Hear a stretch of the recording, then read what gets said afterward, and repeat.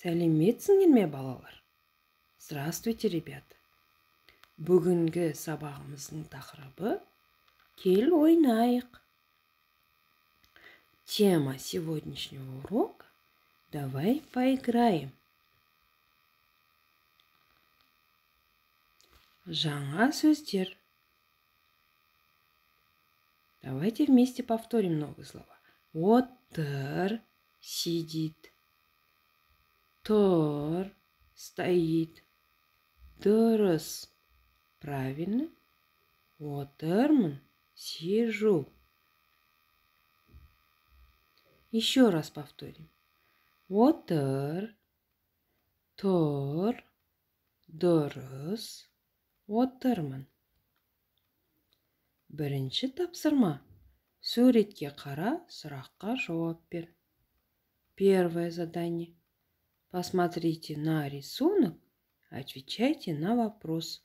Бұл кім? Кто это? Подумайте, ребята.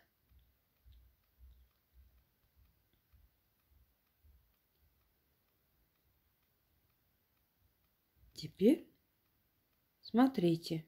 У вас тоже так же получилось, ребят? Бұл ата. Бұл әже. Бұл мұғалім. Бұл оқушы. Жарайсыңдар, балалар. Екінші тапсырма. Суретке қара, сұраққа жауап бер. Во втором задании. Посмотрите на рисунки, отвечайте на вопросы. Кім отыр? Кто сидит? Кім тұр? Кто стоит? На первый вопрос давайте вместе ответим. Кім отыр? Посмотрите. Кто сидит?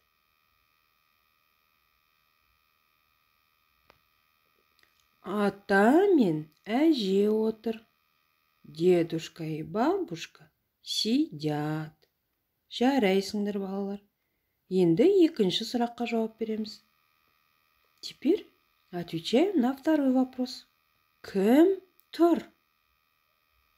Кто стоит?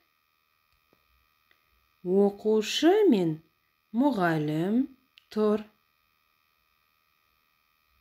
Ученик и учитель, да, стоят. Жарайсыңдар, балалар. Теперь вспоминаем и запоминаем окончание личных местоимений.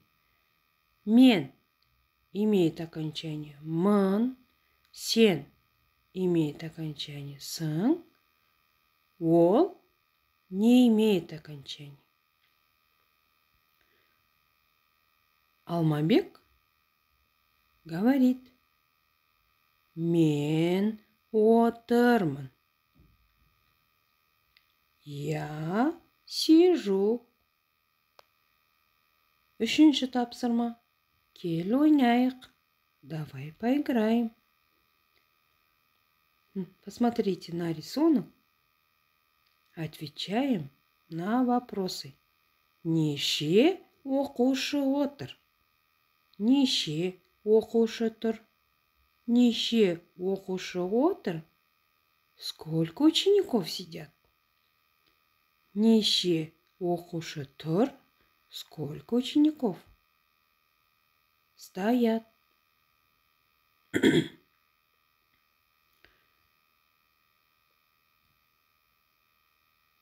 Во второй картинке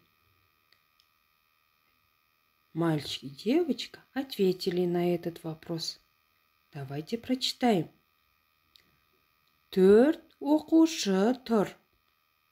Мальчик говорит: 4 ученика стоят. Девочка отвечает: 5 оқушы отыр. 5 учеников сидят. Учитель Им говорит. Читаем. Дурус. Значит, она сказала. Правильно.